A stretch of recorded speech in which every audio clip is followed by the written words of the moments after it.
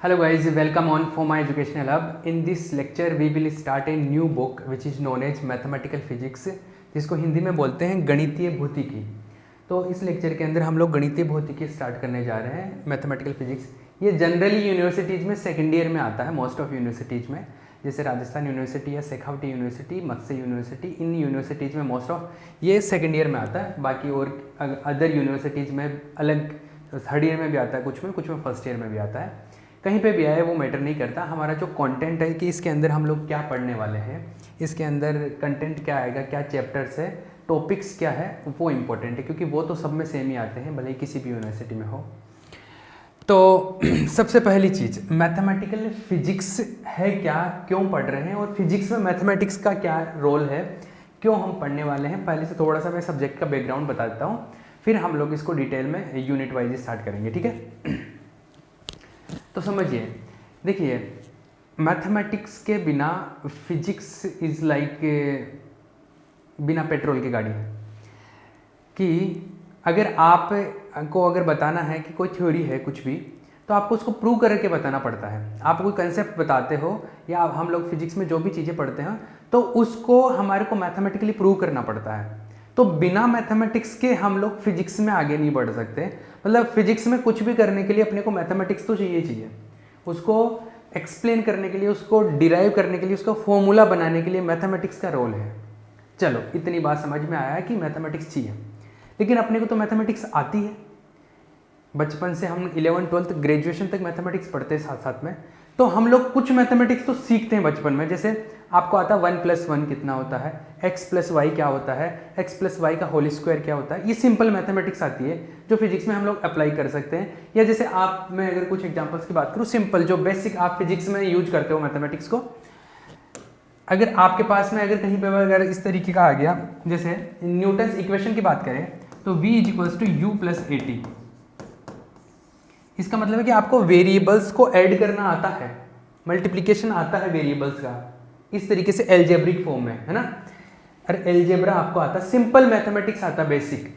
आप अगर मैं बोलूँ s = ut + ½ at², इसका मतलब है कि आप इसके साथ में डील कर सकते हो, इसको सोल्व कर सकते हो। इस टाइप की फॉर्मुलेशन, इस टाइप का बेसिक मैथमेटिक्स आपको आता है बेसिक लेवल पे, ठीक है। बट अब आप जैसे ग्रेजुएशन में पढ़ रहे हो तो ग्रेजुएशन में और भी कुछ चीज़ें चाहिए होती है। ये तो बेसिक मैथमेटिक्स था जो 11th 12th की जो फिजिक्स पढ़ते थे उसमें काम में आता था, तो वो तो चाहिए था, वो आपको आता था कि ए और बी को कैसे ऐड करें, कैसे मल्टीप्लाई करें, स्क्वायर करने पे क्या होगा, कैसे क्या होगा, ये छोटी छोटी चीज़ें आपको आती थी। लेकिन अभी जब ग्रेजुएशन का आप मैथमेटिक्स ग्रेजुएशन का फिजिक्स पढ़ने वाले हो आप, तो उसके लिए आपको कुछ एक्स्ट्रा चीज़ें आनी चाहिए, जो कि पार्ट तो मैथमेटिक्स का है लेकिन वो अप्लाई फिजिक्स के अंदर भी होता है।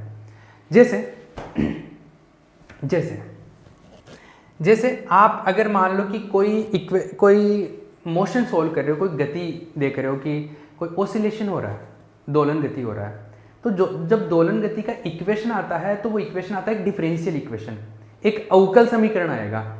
तो अब उस दोलन गति को आप फाइनल रिजल्ट तक लेके जाने वाले हो कि दोलन गति का इक्वेशन लिख लिया आपने, समीकरण लिख लिया ऑसिलेशन का। उसके बाद में आपको उसको समझना है कि इसका मीनिंग क्या है, इससे क्या कंक्लूजन होगा, क्या रिजल्ट निकलेगा, डिस्प्लेसमेंट, इसका विस्थापन क्या होगा, सब कुछ पता करना है। तो उसके लिए आपको उस अवकल समीकरण, उस डिफरेंशियल इक्वेशन को सोल्व करना पड़ेगा। तो इसका मतलब है कि आपको अवकल समीकरण, डिफरेंशियल इक्वेशन को सोल्व करना आना चाहिए। तो आप वो कहाँ पे सीखेंगे? वैसे तो मैथमेटिक्स में सीखेंगे, लेकिन किसी ने मैथमेटिक्स में नहीं सीखा है या सीखा है उससे फर्क नहीं पड़ता, हम लोग वो चीज़ मैथमेटिकल फिजिक्स में सीखेंगे। इसके लिए मैथमेटिकल फिजिक्स का एक टूल बनाया गया, एक अलग से बुक बनाया गया, जो कि फिजिक्स में जो चीज़ें मेनली काम में आती है उन चीज़ों को एक बुक में डाल दिया, वो मैथमेटिकल फिजिक्स अपना। तो ऐसे डिफरेंशियल इक्वेशन पढ़ेंगे, मान लो अवकल समीकरण, वो हम लोग 3rd यूनिट में पढ़ेंगे एक तरीके से, आप इसमें देखेंगे तो। इसी तरीके से डिफरेंट टाइप के डिफरेंशियल इक्वेशंस आएंगे और अलग टाइप के फंक्शंस आएंगे, उनको भी इसी बुक के अंदर पढ़ेंगे। और भी चीज़ें होती है, जैसे फूरियर होता है, फूरियर ट्रांसफॉर्मेशन वगैरह, फूरियर सीरीज होती है, बट ये सिलेबस से हट गया फूरियर, लेकिन ये मैथमेटिकल फिजिक्स में आती है सारी चीज़ें। या दूसरी चीज़ें, जैसे हम लोग अगर फिजिक्स में पढ़े कि मान लो कि मुझे इलेक्ट्रिक फील्ड कैलकुलेट करना है, विद्युत क्षेत्र निकालना है, आपको विद्युत क्षेत्र निकालना है, किसी चार्ज की वजह से इलेक्ट्रिक फील्ड निकालना है। या मान लो आपको बोला जाए कि एक स्फीयर है, एक गोला है, एक क्या है, एक गोला है, एक स्फीयर है, एक गोला है। इस गोले की वजह से, इस स्फीयर की वजह से, ये स्फीयर है, मान लो बॉल है, ये पूरा कैसा है, बॉल है, क्रिकेट बॉल है, और ये जो क्रिकेट बॉल है ये लोहे का बना हुआ, आयरन का है, तो मतलब मेटेलिक हो गया, ये धातु का हो गया, और इसके ऊपर आवेश है, इसके ऊपर क्या है, चार्ज है। अब इसकी वजह से मुझे यहां पर इलेक्ट्रिक फील्ड चाहिए, मान लो ये विभव चाहिए, पोटेंशियल चाहिए आपको, या विद्युत क्षेत्र निकालना है। कंसेप्ट है फिजिक्स का, आपको क्या कैलकुलेट करना है, इलेक्ट्रिक फील्ड या पोटेंशियल। तो इसके लिए आपको अगर ये आइडिया है कि यहां से इसके ऊपर कितना टोटल चार्ज है, उसका मैथमेटिक्स आता है आपको, तो उसका मैथमेटिक्स समझने के लिए आपको कोऑर्डिनेट सिस्टम समझना पड़ेगा। कोऑर्डिनेट सिस्टम का मतलब होता है निर्देश तंत्र, कि यहाँ से ये कितने डिस्टेंस पे है, यहाँ पर मैं इसका आवेश टोटल कैसे कैलकुलेट करूँ। तो उसके लिए आपको गोलीय निर्देश तंत्र पढ़ना पड़ेगा, स्फेरिकल कोऑर्डिनेट सिस्टम पढ़ना पड़ेगा।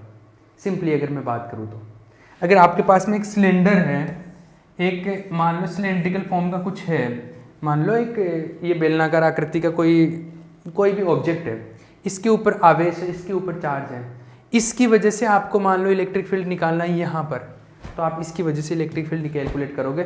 तो आपको इस सिलेंड्रिकल फॉर्म में चीज़ों को डील करना आना चाहिए, इसका मैथमेटिक्स आना चाहिए, मतलब आपको सिलेंड्रिकल फॉर्म का भी, सिलेंड्रिकल कोऑर्डिनेट सिस्टम का भी नॉलेज होना चाहिए। तो ये जो बेसिक मैथमेटिक्स है कि फिजिक्स में जहाँ जहाँ पे अप्लाई होती है चीज़ें, उसको हम लोगों को पढ़ने के लिए, उसका मैथमेटिक्स सोल्व करने के लिए, उसका कैलकुलेशन कंप्लीट करने के लिए, जहाँ जहाँ पे भी मैथमेटिक्स आती है काम में, फिजिक्स को सोल्व करने में, वो चीज़ें हम लोग सारी मैथमेटिकल फिजिक्स में पढ़ते हैं। इसलिए मैथमेटिक्स फिजिक्स यूज किया जाता है आपके पास। आई बात समझ में? तो इस तरीके के बहुत सारे टॉपिक है, लेकिन आपके सिलेबस में जो जो टॉपिक्स है हम लोग केवल वही स्टडी करेंगे। ऐसे तो मैथमेटिकल फिजिक्स का एक वाइड नॉलेज होता है, लेकिन आपके सिलेबस वाइज पढ़ने वाले हैं हम लोग, है ना।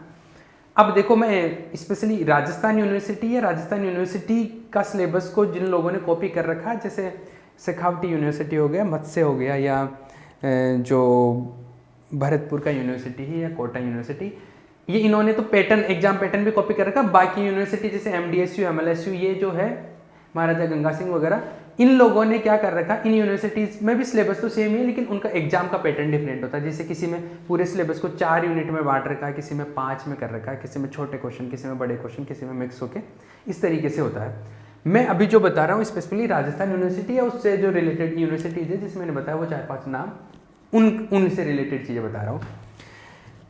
तो हमारा जो बुक का नाम है वो क्या है, मैथमेटिकल फिजिक्स, इसको हिंदी में गणितीय भौतिकी बोलते हैं, इसको शॉर्ट में MP भी बोलते हैं, MP मैथमेटिकल फिजिक्स। ठीक है, ये है भैया आपकी बुक का नाम। इसमें क्या पढ़ने वाले हैं और क्यों पढ़ते हैं हम लोग मैथमेटिकल फिजिक्स, इसका आप ऊपर का आपको आइडिया हो गया। ठीक है, अब मैं थोड़ा सा फर्स्ट यूनिट को इंट्रोड्यूस कर देता हूँ कि फर्स्ट यूनिट क्या आएगा, फर्स्ट यूनिट के बारे में क्या आने वाला है, और फिर हम लोग इसको डिटेल में चलते हैं। तो देखो, आपका यूनिट नंबर 1 की बात करूँगा। जैसे यूनिवर्सिटी ऑफ राजस्थान की बात करूँ मैं, राजस्थान यूनिवर्सिटी की, या शेखावटी, या मत्स्य, या भरतपुर वाला, ये 4-5 यूनिवर्सिटी, इनमें जो बात करते हैं उनमें सिलेबस को 4 यूनिट में डिवाइड कर रखा है। कितने में? 4 यूनिट में टोटल। अंदर का कंटेंट बाकी यूनिवर्सिटी में, MDSU में, LMSU, इनमें सब में है ना, वो सेम ही है, लेकिन मैं यूनिवर्सिटी ऑफ राजस्थान के हिसाब से अभी मैं चैप्टर या यूनिट वाइज उसके हिसाब से बात कर रहा हूँ। टोटल यूनिट्स जो है वो 4 है, टोटल यूनिट्स है वो कितने हैं? 4। ठीक है, फर्स्ट यूनिट के बारे में बात करेंगे हम लोग अभी, unit number 1, unit first. Unit first पे मेनली 3 टॉपिक की बात करूंगा मैं, चैप्टर वाइज बात नहीं करूंगा, मैं टॉपिक वाइज बात करूंगा। मैं उन टॉपिक्स को चैप्टर बना दूंगा। देखो, बुक में चैप्टर अलग हो सकता है, वो मेरे लिए फ़र्क नहीं पड़ता है। हम लोग कंटेंट की बात करें, कंसेप्ट क्या है, टॉपिक क्या है, उस पर बात करने वाले हैं हम लोग। तो पहला तो जो है वो कोऑर्डिनेट सिस्टम है। एक टॉपिक जो है वो है अपना कोऑर्डिनेट सिस्टम, कोऑर्डिनेट सिस्टम, इसको बोलते हैं निर्देश तंत्र, निर्देश तंत्र। दूसरा एक और है, उसमें पढ़ेंगे हम लोग Dirac delta function, Dirac Dirac एक साइंटिस्ट था, उसने कोई फंक्शन दिया था, एक फलन दिया था, उसके बारे में पढ़ेंगे, डिराक डेल्टा फलन। हिंदी मीडियम के लोग हिंदी मीडियम में लिख सकते हैं, इंग्लिश मीडियम के लोग इंग्लिश मीडियम वाली इंग्लिश लैंग्वेज की जो लाइन्स है वो छाप सकते हैं, ठीक है। जो मेरे 2 पेपर पढ़ रहे हैं उनको आइडिया होगा कि कैसे नोट्स बनाने हैं। जो पहली बार यही मैथमेटिकल फिजिक्स में आया वो भी सुन लो। हिंदी मीडियम वाले हिंदी में लिख लो, इंग्लिश मीडियम वाले इंग्लिश के लिख लो, जिनको दोनों लैंग्वेज में लिखना है वो दोनों में लिख लेना। नोट्स में बोलकर लिखवाऊंगा हिंदी में भी और इंग्लिश में भी, जिसको जिस लैंग्वेज में लिखना है उसमें लिख ले, जिसको दोनों में लिखना है दोनों में लिख ले, कोई प्रॉब्लम नहीं। और मैथमेटिकल फिजिक्स में वैसे लैंग्वेज कम ही होगी, डेरिवेशंस ज़्यादा होंगे, मैथमेटिकल चीज़ें ज़्यादा होगी, ठीक है। एक थर्ड है टेंसर, इसको बोलते हैं टेंसर। ये 3 टॉपिक मान लो या 3 चैप्टर बोल लो, इनको कुछ भी बोल लो, पर ये 3 चीजें हैं जो इस यूनिट नंबर 1 में आएगी, ठीक है। जनरली डिराक डेल्टा से और टेंसर से इनसे छोटे क्वेश्चंस बनते हैं जनरली, ऐसा नहीं कि हमेशा ही। और कोऑर्डिनेट सिस्टम से है होता है बड़ा क्वेश्चन, जनरली बता रहा हूँ, हमेशा नहीं होता ऐसा। तो कोऑर्डिनेट सिस्टम में बड़े टॉपिक्स से क्वेश्चन आते हैं और इसमें छोटे, डिराक डेल्टा में छोटे छोटे प्रॉपर्टीज होते हैं, टेंसर के छोटे छोटे प्रॉपर्टीज होते हैं। तो ये तो छोटे क्वेश्चंस में आते हैं जनरली, और कोऑर्डिनेट सिस्टम से बड़ा क्वेश्चन आता है, ठीक है। तो हम लोग पढ़ने वाले हैं ये 3 टॉपिक इसके अंदर। अब सुनो मेरी बात, मैथमेटिकल फिजिक्स को ध्यान से पढ़ लेना। ज़्यादातर लोगों को जो पूरा बीएससी के अंदर जिस पेपर में सबसे ज़्यादा प्रॉब्लम होती है वो है मैथमेटिकल फिजिक्स। उसकी वजह यह है कि ये अप्लाइड पार्ट है, मतलब ये फिजिक्स इसमें बहुत कम आती है। कि जैसे हम लोग फिजिक्स की चीज़ों को बात करते हैं कि फिजिक्स ऐसा या कोई सिस्टम ऐसा है जहाँ पे हीट इतना जा रहा है, इतना एनर्जी आएगा तो इसका टेम्परेचर बढ़ेगा, पार्टिकल गति करेंगे, इस टाइप की बातें जो आप सोच सकते हो या इमेजिनेशन कर सकते हो या डेली लाइफ से कनेक्ट कर सकते हो, जो एक्चुअल फिजिक्स है वो चीज़ें आप इस सब्जेक्ट के अंदर कम फील करोगे। मतलब इस सब्जेक्ट में फिजिक्स का फीलिंग कम है, मैथमेटिक्स का फीलिंग ज़्यादा है, क्योंकि है ये मैथमेटिक्स, बुक का नाम है मैथमेटिकल फिजिक्स। तो मतलब ये क्या है, टूल्स है। हम फिजिक्स को सोल्व कर रहे हैं तो उसके लिए मुझे जो ज़रूरत की चीज़ें हैं वो है ये कि मुझे डिराक डेल्टा फंक्शन आ गया फिजिक्स में, तो वो मैथमेटिक्स में सीखेंगे और उसको वहाँ पे जाके लगाएंगे। तो वो जो चीज़ें हैं वो सीख रहे हैं यहाँ पे इस सब्जेक्ट के अंदर, क्लियर है ना।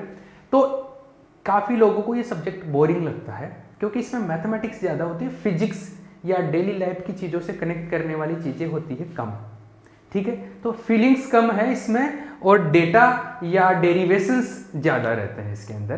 तो इस सब्जेक्ट को थोड़ा सा ध्यान से पढ़ लेना। काफ़ी लोगों को जो प्रॉब्लम आती है या डिफ़िकल्ट लगता है पूरे बीएससी में, वो सबसे ज़्यादा डिफ़िकल्ट मैथमेटिकल फिजिक्स लगता है। मोस्ट ऑफ लोगों का ये है रहता है, ठीक है। बाकी हम लोग पूरा ट्राई करेंगे कि इसको बोरिंग ना करें। तो कोऑर्डिनेट सिस्टम की बात करेंगे हम लोग, निर्देश तंत्र की पहले, और फिर डिराक डेल्टा, फिर टेंसर, ये तीनों चैप्टर इसके अंदर है, ठीक है। पहले तो हम लोग पूरा पढ़ेंगे और फिर मैं मोस्ट टॉपिक्स बता दूंगा कि ये मोस्ट है, ठीक है ना। तो ये जो कोऑर्डिनेट सिस्टम है ये स्टार्ट करेंगे हम लोग, ये नेक्स्ट लेक्चर से स्टार्ट करेंगे, ठीक है। अभी इसको यहीं पे फिनिश कर देते हैं हम लोग, क्लियर।